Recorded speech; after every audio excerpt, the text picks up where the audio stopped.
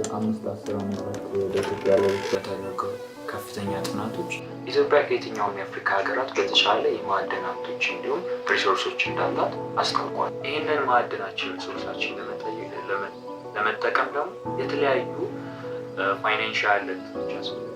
ፕሮፌሰር ክራቶች እንደተናገሩ ከሆነ ኢትዮጵያ ከየትኛውም ይችላል።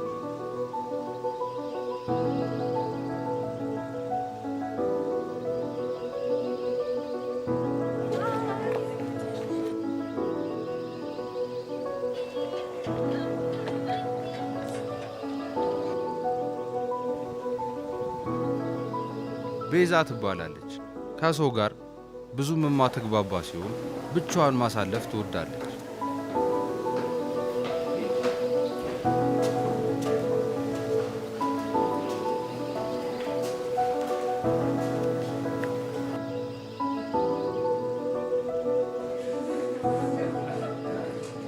ብዙ ጊዜዋን ከመጻሕፍት ጋር ታሳልፋለች።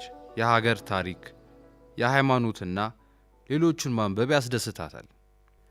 ለሀገሯ ጥልቅ ስሜት አላት። ትልቅነቷን ካረሱ ጥቂት ዜጎች አንዷ ነች።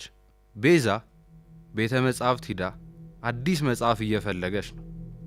አዲስ ነገር ካለ ብላ ዞር ዞር እያለች ነው። በዚህ ሰዓት ነው አንድ መጽሐፍ አይኗ ውስጥ የገባው።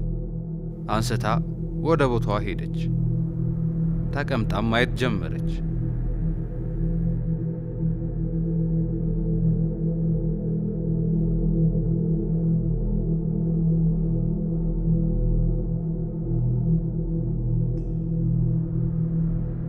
ከመሃሉ የሚወጣው ወረቀት ትኩረቷን ሳበው።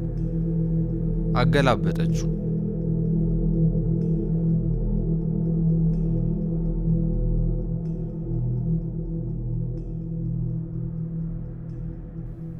የከበረ ድሃ ይላል።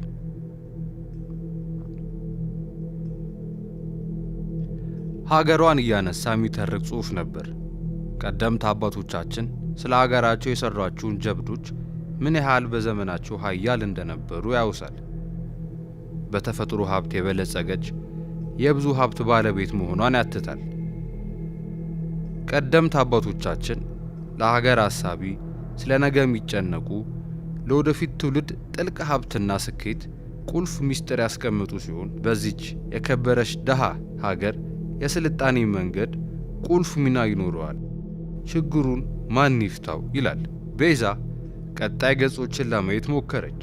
የለውም። ተበሳጨች፣ በሸቀች። እንዴት እንደዚህ ላልቅ ይችላል? ተከዘች። በዚህ ሰዓት ጠዋት ከቤት ስትወጣ ቴሌቪዥን ላይ ያየችው ፕሮግራም ትዝ አላት።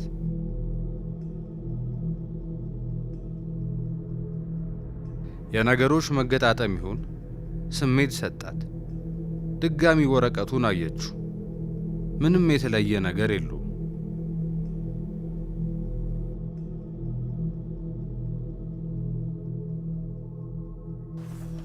ምልክት የተደረገባቸው ፊደሎች አየች።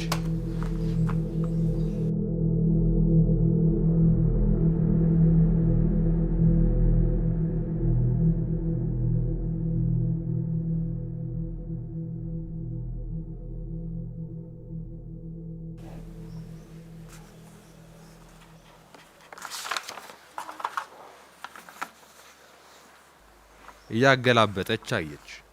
ወረቀቱ ላይ ማሳፈረችው።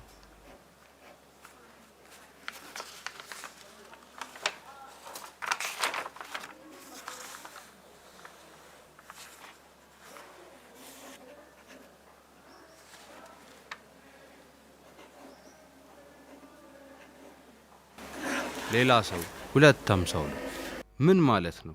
ምንስ ትርጉም አለው? በሚገርም ሁኔታ ከተቀመጠችበት ፊት ለፊት ሌላ ሰው የሚል መጽሐፍ አየች።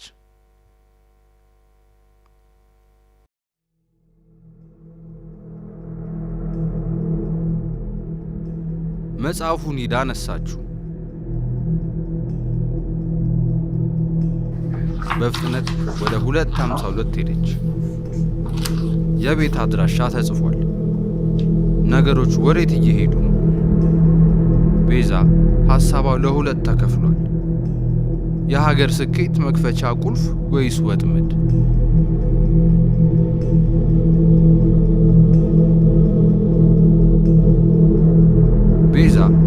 አድራሻው ቤት ሄደች።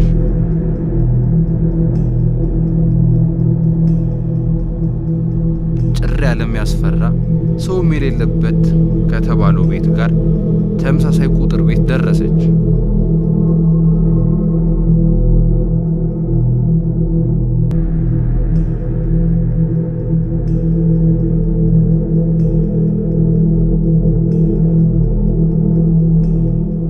ልቧ ይመታል።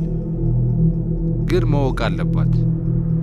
ምላሽ ማግኘት ወይ እውነት ነው ወይስ ቅዠት?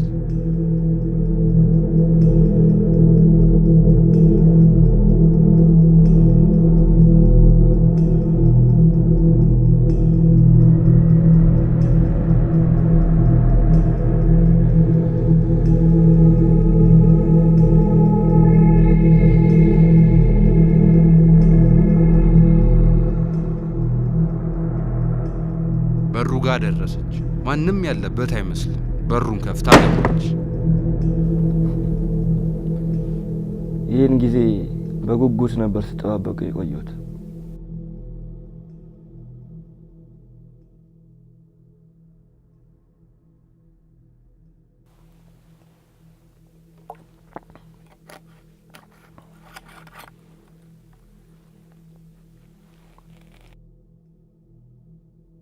ከዚህ ትውልድ የኔን ሚስጥር አልፎ እዚህ ቦታ ላይ ደረሰ ማንም የለም።